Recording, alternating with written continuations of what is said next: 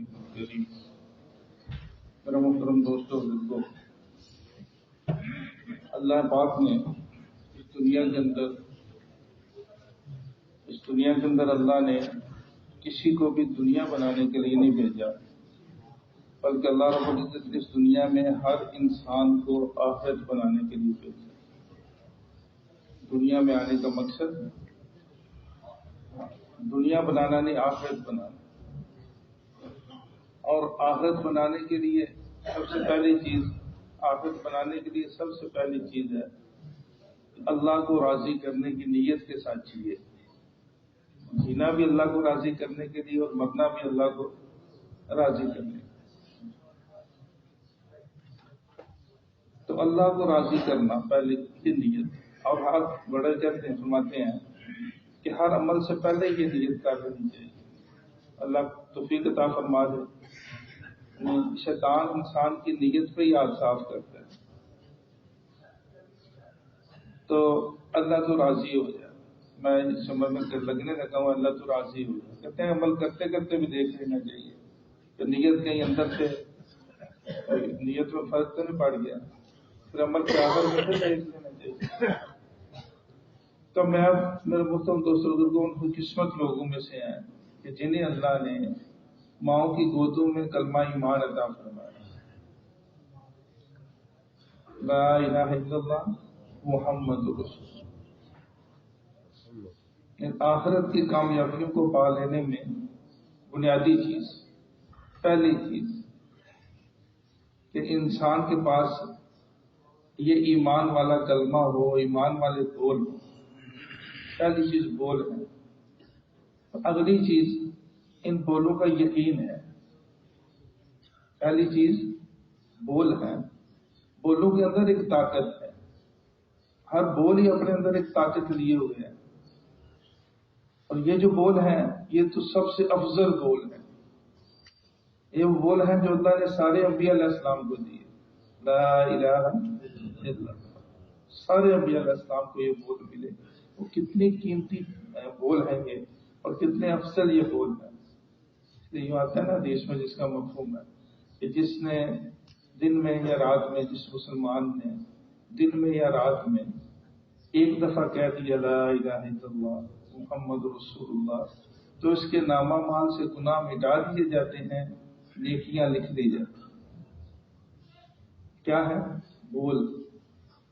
اور اگلی چیز میرے محترم دوستوں کو وہ ہے ان بولوں کا یقین۔ ان بولوں کا یقین، اللہ سے سب کچھ ہونے کا یقین، لا الہ الا اللہ، اللہ سے سب کچھ ہونے کا یقین، اور اللہ کے حکم کے بغیر ساری مخلوق سے کچھ نہ ہونے کا یقین، وہ میرے دل میں آئے۔ یہ کلمہ میں نے پڑھا ہے، اس لیے وہ یقین کس کے دل میں آ جائے؟ میرے دل میں۔ یہ میری ضرورت ہے۔ اب جب قبر میں جاؤں گا، جو آخرت کی منزلوں میں پہلی منزل ہے، تو وہاں سب سے پہلا سوال یہ ہے یقین کا،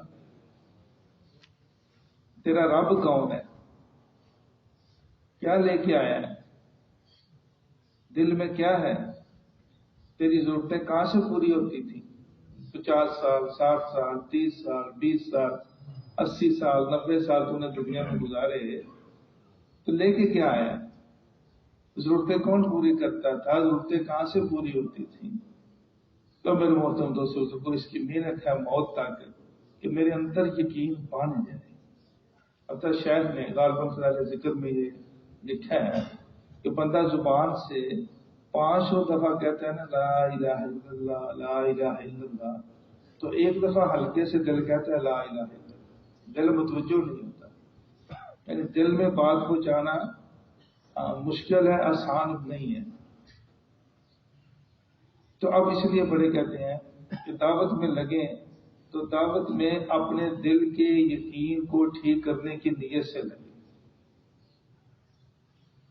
دعوت میری ضرورت ہے، وہ دعوت انفرادی ہے، اجتماعی ہے، جو بھی ہے، یہ جو مجھے موقع ملا دعوت دینے کا، یا جو میں دعوت دے رہا ہوں، یہ جو میں نے دعوت کے لیے وقت نکالا ہے، یہ میری ذاتی ضرورت ہے، اس لیے کہ دعوت کے بول بولنے سے میرے دل کا یقین ٹھیک ہوگا. یہ ذریعہ ہے دلوں کے یقین کے ٹھیک ہونے کا. تب کہاں سے ضرورتیں پوری ہوئی؟ کون ضرورتیں پوری کرتا ہے؟ اچھا، اب اس میں دنیا کے جو اسباب ہیں، اس دنیا میں اللہ نے اسباب سے چلائی ہے دنیا، اسباب میں بھی لگنا ہے. زمیندار نے زمینداری میں لگنا ہے، تاجر تجارت میں لگے گا، مزدور مزدوری میں لگے گا، کوئی صنعت میں لگے گا، اور کوئی حکومت کے جتنے بھی شعبے ہیں ان میں لگے گا، کوئی نوکریاں کرے گا، کوئی آقا ہوگا، کوئی مزدور ہوگا. تو یہ سارے ہی کاموں میں تو لگنے ہیں، سارے کام تو کرنے ہیں، لیکن دل کے اندر یقین کیا پیدا کرنا ہے کہ جو جس شعبے میں میں لگا ہوا ہوں، جس سبب میں لگا ہوں، اس سبب سے مال آتا ہے اور اس مال سے میری ضرورتیں پوری ہوتی ہیں یا میری ضرورتیں پوری کرنے والے اللہ ہیں. اب یقین کون سا بنانا ہے؟ تو جس شعبے میں بندہ لگا ہوتا ہے نا، جس کام میں محنت میں لگا ہوتا ہے، جو محنت کر رہا ہوتا ہے، تو اس محنت سے ہونے کا یقین دل میں بنتا ہے. جس محنت میں لگا ہوتا ہے اس محنت سے ہونے کا یقین بنتا ہے کہ اس محنت کے کرنے کی وجہ سے میری ضرورتیں پوری ہو رہی ہیں، زمیندارہ کرنے کی وجہ سے ضرورتیں پوری ہو رہی ہیں، محنت مزدوری کرنے کی وجہ سے ضرورتیں پوری ہو رہی ہیں. حالانکہ یہ بڑے بڑے ان پر اجر ہیں، محنت مزدوری پر بڑا اجر ہے. اللہ کا حبیب ہے محنت مزدوری کرنے والا. تاجر قیامت کے دن صدیقین شہداء کے ساتھ حشر ہوگا، ایماندار تاجر. اسی طرح دوسرے عادل بادشاہ قیامت کے دن اللہ کے عرش کے سائے کے نیچے ہوگا. لیکن قبر میں جاؤں گا تو قبر میں پوچھا جائے گا، بتا تیرے دل میں کیا ہے، تیری ضرورتیں کون پوری کرتا ہے؟ تو میرے محترم دوستوں بزرگوں، پورا قرآن جو ہے یہ لا الہ الا اللہ کی تشریح ہے.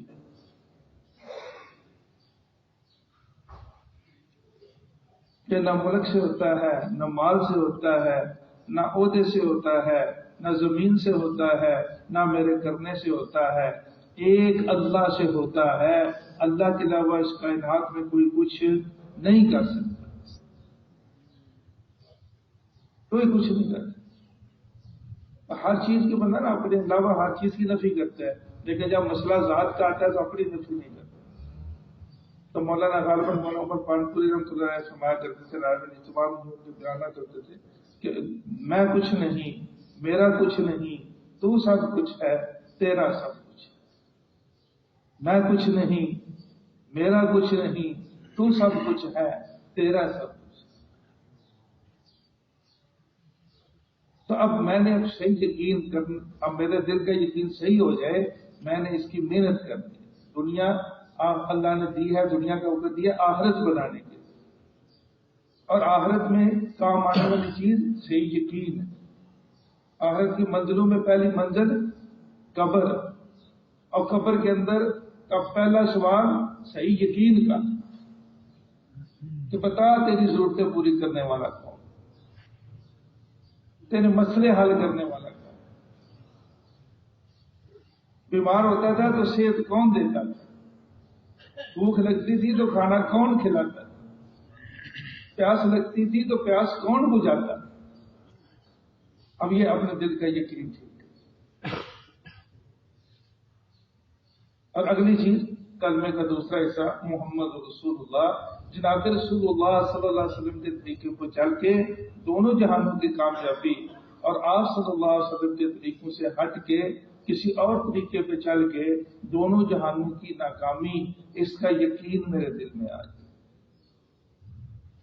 آپ صلی اللہ علیہ وسلم کا کوئی طریقہ پوری دنیا میں جو مذاہب ہے کسی مذہب والے سے میل نہیں کھاتا. آپ کا ہر طریقہ دوسروں سے مختلف ہے، جدا ہے. ہر عمل میں، کھانا پینا، سونا جاگنا، بیاہ شادی، مرنا جینا، آپ کا ہر طریقہ مختلف ہے. اب ہر موقع پہ آپ صلی اللہ علیہ وسلم کے عمل کو اختیار کرنا، آپ نے کیا کیا، کیسے کیا. اب وہ میری ضرورت ہے، ایک تو دل میں صحیح یقین ہو کہ آپ سسٹم کے طریقوں میں کامیابی ہے، آپ کے طریقوں کے علاوہ ناکامی ہے۔ اب میں جو عمل کر رہا ہوں، اب اس میں کیا میرا طریقہ عمل میں رسول اللہ صلی اللہ علیہ وسلم کا طریقہ ہے؟ اپنے آپ کو دیکھنا۔ اور آپ صلی اللہ علیہ وسلم کے طریقہ، تو آپ جو سنت ہے، سنت کے اندر اللہ نے وہ کشش رکھی ہے جو کشش کائنات کی کسی چیز میں نہیں ہے۔ سنت کھینچتی ہے، اور سنت کے اندر ایک روب ہے، سنت کے اندر ایک حسن ہے۔ تو جب میں ہر موقع پہ سنت کو اختیار کروں گا تو لازم آتا ہے کہ جو بندہ ہر موقع پہ سنت اختیار کرے، سنت عمل کرے، اللہ سے تین چیزیں عطا فرماتے ہیں۔ ایک تو دیندار لوگوں میں اللہ اس کو عزت والا بنا دیتے ہیں، دوسرا بے دین لوگوں کے اللہ اس کا روب طاری کر دیتے ہیں، اور تیسرا اللہ اس کے رزق کی تنگی دور فرما دیتے ہیں۔ تو ہر موقع پہ سنت کو اختیار کریں، تو میرے لیے ضروری ہے ہر موقع کی سنت کو سیکھوں۔ مثلا ایک مسجد سے باہر نکلیں تو مسجد سے باہر نکلتے ہوئے کون سا قدم بایاں قدم بائیں رکھیں۔ اچھا، اب اگر جوتا پہننا ہے تو پھر باہر مسجد سے باہر ہی اپنا جوتا رکھا، تو پہلا قدم بایاں جوتے پہ اور دایاں جوتے میں، ایسے ہی ہے۔ تو اب میں دیکھوں کہ جب میں مسجد سے نکلتا ہوں تو میں جو بایاں قدم نکالتا ہوں وہ اپنے جوتے پہ ہوتا ہے یا دوسرے کے جوتے پہ؟ کس کے جوتے پہ رکھتا ہوں؟ اب میں نے دیکھنا ہے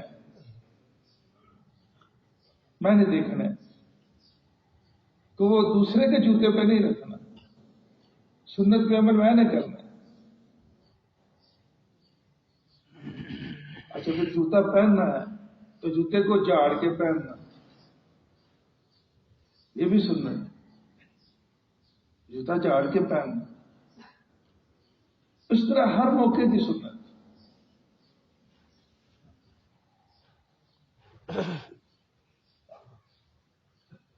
مسجد میں داخل ہوئے، اس موقع کی سنت، اور پھر اس موقع کی دعا۔ کپڑا پہنتے ہیں کپڑا، لیکن کپڑا پہننے سے کیا ہے؟ کپڑا سلوانا، پہننے سے پہلے سلوانا۔ اب کیسا سلوانا؟ آپ سسم کی سنت کے مطابق۔ پہلی چیز یہ ہے کہ لباس آپ کے طریقے کے مطابق ہو، اب اس کو سیکھنا کہ اللہ کے نبی صلی اللہ علیہ وسلم کا کیسا لباس تھا، اس کو سیکھنا، اور پھر اس طرح سلوانا۔ اچھا، اب ہے سنت طریقے پہ پہننا، پہلے پہننا نہیں ہے، پہلے اس کو بنوانا ہے نا، سلوانا ہے۔ تو آپ کے سنت طریقے پہ سلوانا۔ اب یہیں سے معاملہ شروع ہو گیا، ایک نور ملنا شروع ہو گیا کہ میں سنت طریقے پہ لباس سلوا رہا ہوں، اور سنت طریقے پہ لباس سلوانے کا نور ملے گا، یہ نیکی بنے گا، یہ حسن بنے گا، اس میں جنت چھپی ہے۔ سنت طریقے کا لباس بنوانا، اب پھر سنت طریقے سے پہننا، اور پھر دعا پڑھ لینا۔ اب سنت طریقہ پہننے کا کیا ہے؟ پہلے دایاں پھر بایاں پہن لیا، اب اس میں دعا کون سی؟ الحمدللہ الذی کسانی ھذا ورزقنی ہے من غیر حول منی ولا قوہ۔ جس نے کپڑا پہنتے ہوئے یہ دعا پڑھ لی، اس کے اگلے پچھلے تمام گناہ اللہ معاف فرما دے۔ سنت پر کیا ملے؟ اسی طرح کپڑا اتارنا اور کپڑا پہن اتارنے کی دعا، پہلے بایاں پھر دایاں اور پھر دعا، اور وہ کیا؟ بسم اللہ الرحمن الرحیم۔ یہ دعا بسم اللہ الذی لا الہ الا ہو، کپڑا اتارنے کی دعا۔ اب یہ عمل کیا بن رہا ہے؟ آپ کے طریقے کے مطابق اس پر ایک نور مل رہا ہے۔ سنت کیا ہے؟ سنت ایک نور، قیامت کے ایک نور ہوگا انسان کے پاس،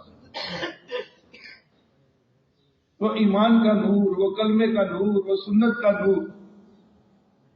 تب میری زندگی سنت کے مطابق چلتی چلی۔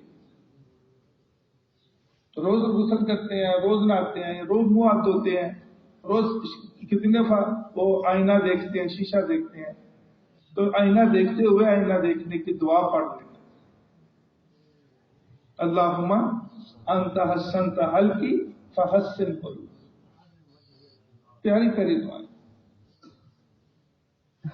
کیا اپنے مسلمان بھائی کو ہنستا ہوا دیکھو، اپنے مسلمان بھائی کو ہنستا ہوا دیکھو تو دعا پڑھو، دعا کرو اس کے لیے۔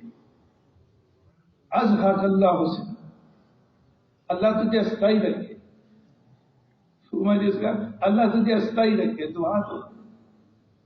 نیا کپڑا پہنے دیکھو اپنا بھائی کو، نیا لباس بھائی نے پہنا، کتوں لیا جائے؟ بڑا ودیا لیا جائے، کتنے کا لیا جائے؟ تو اپنے بھائی کو نیا لباس پہنے دیکھو تو سب سے پہلے دعا، اور وہ کیا؟ تو بلی و یخلف اللہ، پہنو پھاڑو، اللہ تمہیں اور ہر موقع، میں یہ صرف کہہ رہا ہوں، ہر موقع پہ کیا کرنا ہے، ہر موقع پہ کیا عمل کیا ہے، ہر موقع پہ سنت عمل کیا ہے۔ آپ سے سنیں اس موقع پہ کیا کیا، اب اس کو کریں گے تو یہ ہے کلمے والی زندگی، اور یہ کلمے والے یقین کے ساتھ ہوگا، یہ ہوگا کلمے والے یقین کے ساتھ۔ اس لیے روزانہ کلمے والا یقین ٹھیک ہو جائے، میرے دل کا یقین ٹھیک ہو جائے، اس کی محنت کے لیے روزانہ وقت فارغ کرنا۔ ایک ہے 4 مہینے چلا وقت فارغ کرنا، ایک ہے سال 7 مہینے وقت فارغ کرنا، اور ایک ہے ہر روز اپنے دل کا یقین ٹھیک کرنے کے لیے وقت فارغ کرنا، اور وہ کم از کم کتنا کرنا؟ کم از کم کتنا چاہیے؟ اب صحیح یقین کے ساتھ پھر نماز، صحیح یقین ہے اب نماز۔ اب نماز کیا ہے؟ نماز اللہ کے خزانوں سے براہ راست لینے کا ذریعہ، نماز اللہ کے خزانوں سے براہ راست لینے کا ذریعہ ہے۔ نمازی شہنشاہ کا دروازہ کھٹکھٹاتا ہے، اور ضابطہ یہ ہے کہ جو دروازہ کھٹکھٹاتا ہی رہے اس کے لیے ضرور کھلتا۔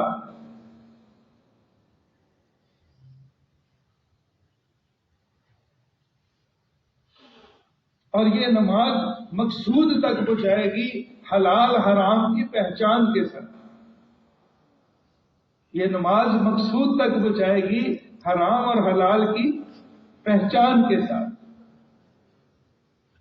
لباس سنت طریقے کا سلوایا، سنت طریقے پہ پہنا، لیکن اس سے پہلے کیا ہے؟ لباس کا حلال ہونا۔ جس کمائی سے لباس بن رہا ہے اس کا حلال ہوگا۔ نماز کو قبولیت تک پہنچانے والی چیز حرام حلال کو ساتھ لے کے چلنا، وہ کھانے کے اعتبار سے، وہ پہننے کے اعتبار سے، وہ معاملات کے اعتبار سے، معاملات کے اعتبار سے بھی حلال حرام۔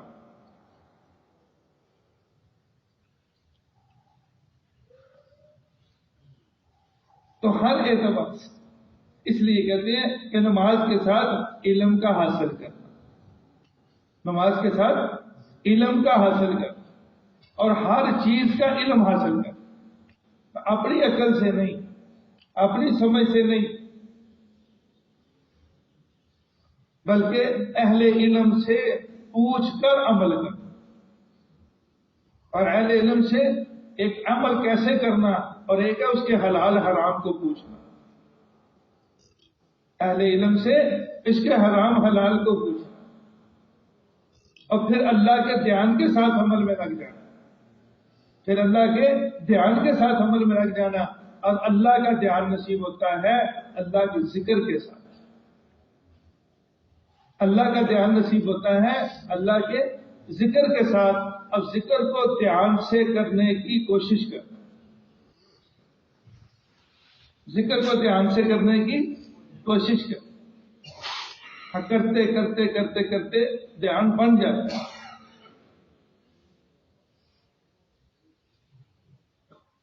ایک ہے نماز شروع کی اور نماز ختم کرنے تک میں نماز میں ہی لگا ہوا ہوں، اور ایک ہے نماز یہ اللہ کے دھیان والی نماز، اور ایک ہے نماز شروع کرنے سے لے کر نماز ختم کرنے تک نماز کا سلام بھی پھر گیا اور مجھے پتہ ہی نہیں تھا میں نماز میں ہوں بھی کہ نہیں.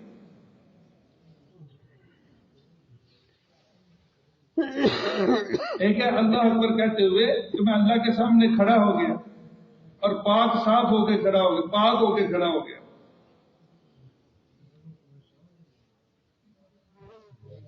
اس میں ایک اور چیز یعنی وہ شرائط نماز میں کپڑے کا کہ صاف ہونا، پاک ہونا، کپڑے کا پاک ہونا. اور عمومی طور پہ ایک حدیث اس کا ترجمہ یہ بیان کیا جاتا ہے کہ صفائی جو ہے وہ نصف ایمان ہے. یہ اس کا غلط مفہوم ہے، صفائی نصف ایمان ہے. صحیح مفہوم یہ ہے اس حدیث کا پاکی نصف ایمان ہے، طہارت نصف ایمان ہے، صفائی نہیں، طہارت نصف ایمان ہے. ایک ہے کپڑا صاف اور ایک ہے کپڑا پاک. اور دل کی صفائی کس سے ہوگی؟ دل کی صفائی ہوگی اللہ کے ذکر سے، دل کی صفائی ہوگی اللہ کے ذکر سے. دل کی صفائی ہوگی استغفار سے، کہ جب بندہ گناہ کرتا ہے، اور گناہ کان سے بھی، گناہ آنکھ سے بھی، اور گناہ زبان سے بھی، اور گناہ ہاتھ سے بھی، اور گناہ پاؤں سے بھی، اور گناہ دل کے جذبے سے بھی، اور گناہ دماغ کی سوچوں سے بھی. تو اب یہ جو گناہ ہے، گناہ سے انسان کے دل پہ سیاہ دھبا لگ جاتا ہے، اور اس سیاہ دھبے کو دھونے والی چیز کیا ہے؟ استغفار ہے.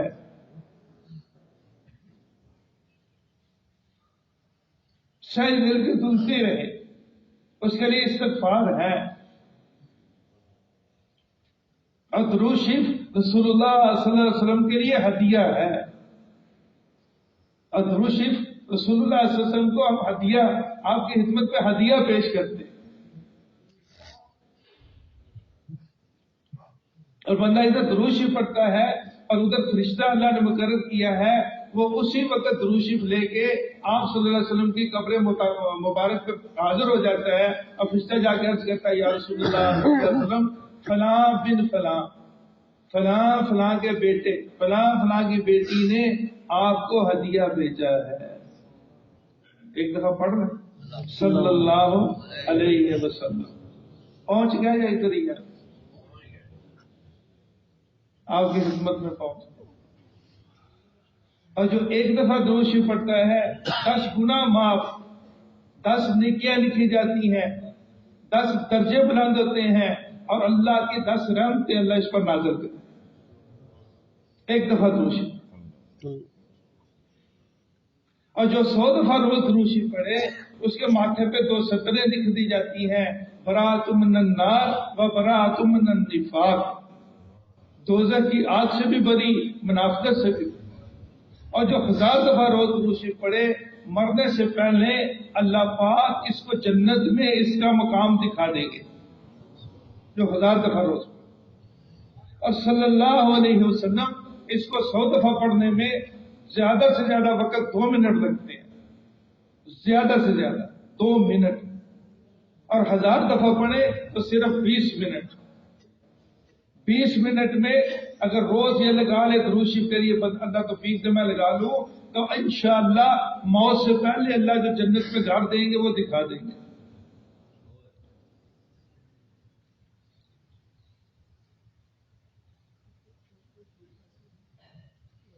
اور جمعہ کے دن کا درود شریف عصر کی نماز کے بعد کہ ایک دفعہ 80 دفعہ پڑھ لیں عصر کے بعد تو 80 سال کے گناہ معاف اور 80 سال عبادت کرنے کا ثواب نامہ مال میں لکھا.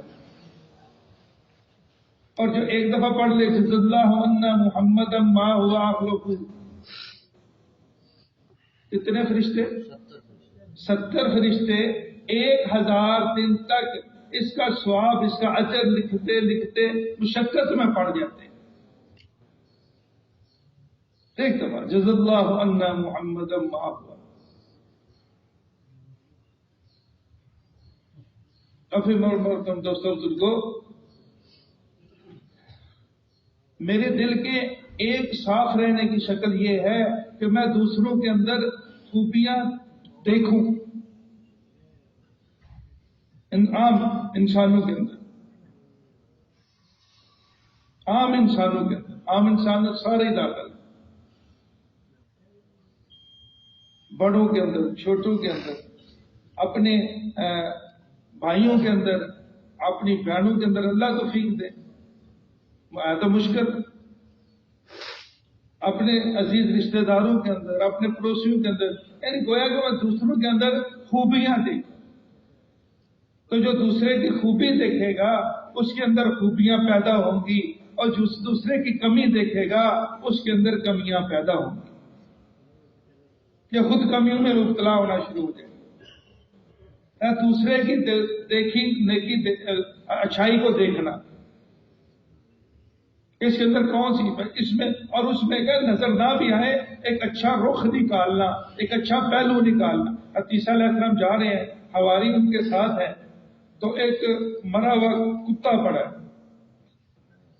منہ اس کا کھلا ہوا ہے، بدبو اٹھ رہی ہے۔ عیسیٰ علیہ السلام رک گئے،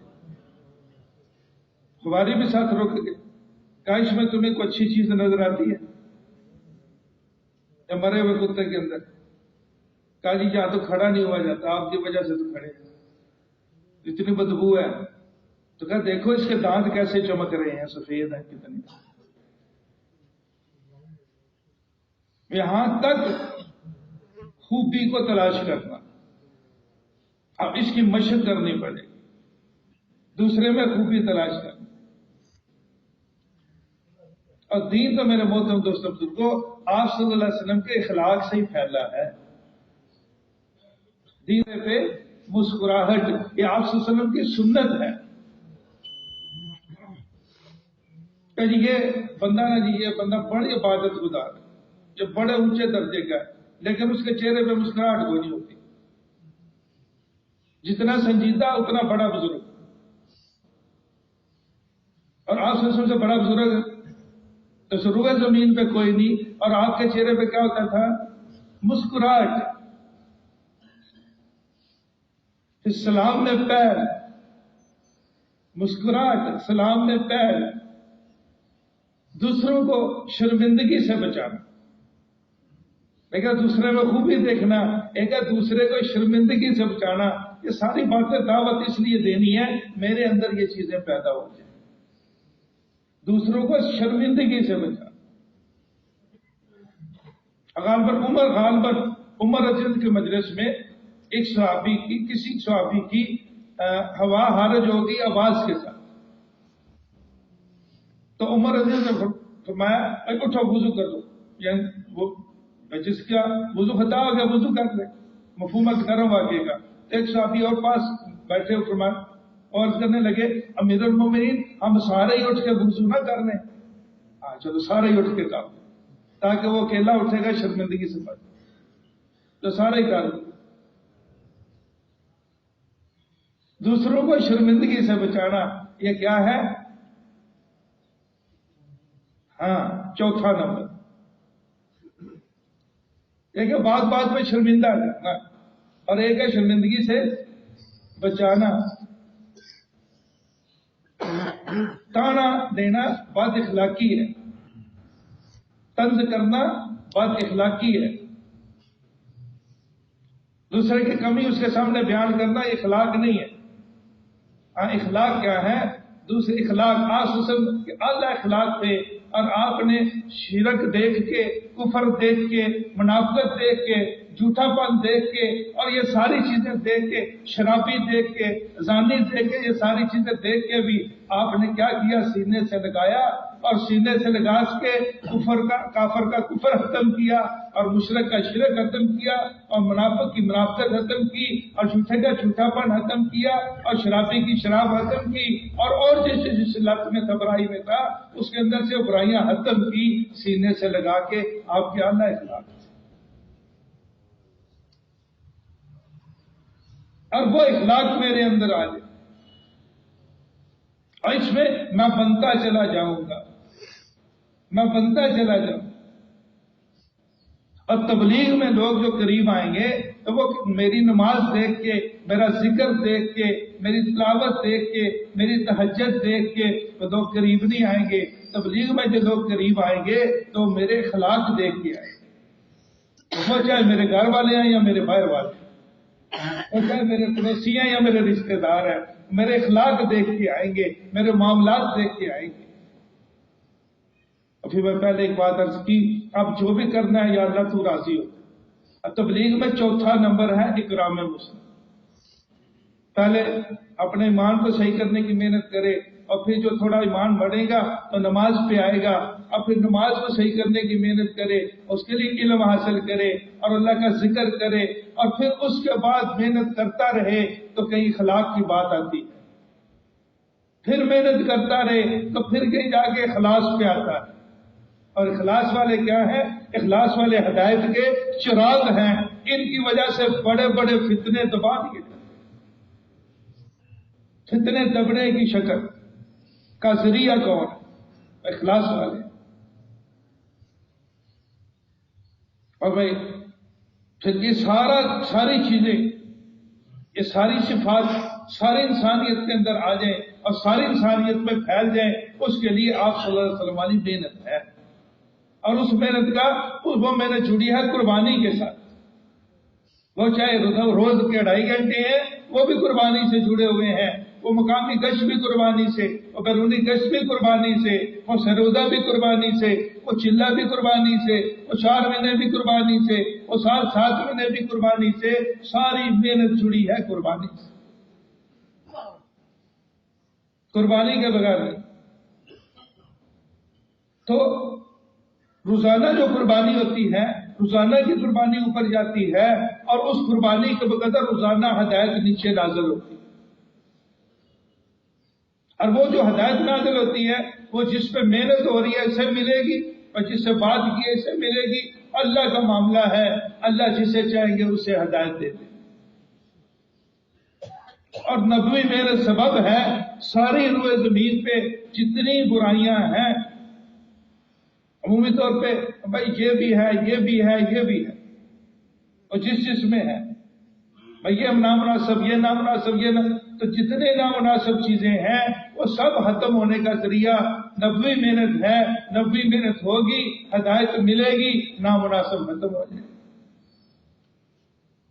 نبوی محنت ہوگی ہدایت ملے گی، نامناسب ختم ہو جائے گا، مناسب پہ بندہ آ جائے گا.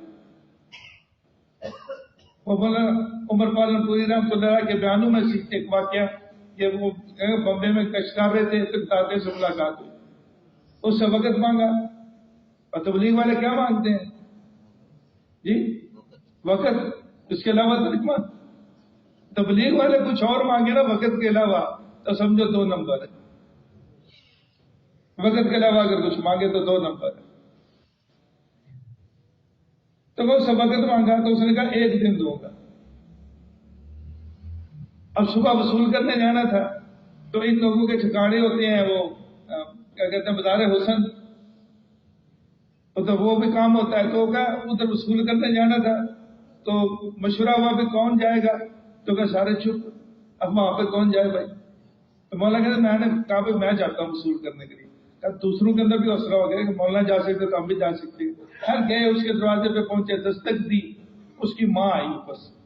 اب اسے کہا بھی مجھ سے لینے آئے ہیں. جاؤ آپ کام کرو. کہاں ہے کہ ساری زندگی ماں تیرے پاس ہی رہا ہے، 1 دن کے لیے لینے آئے ہیں، 1 دن بعد پھر تیرے پاس آ جائے گا. کہا ارے بیٹا لے جاؤ، لیکن کسے؟ وہ شراب کے نشے میں دودھ پڑا ہے، کسے لے کے جاؤ؟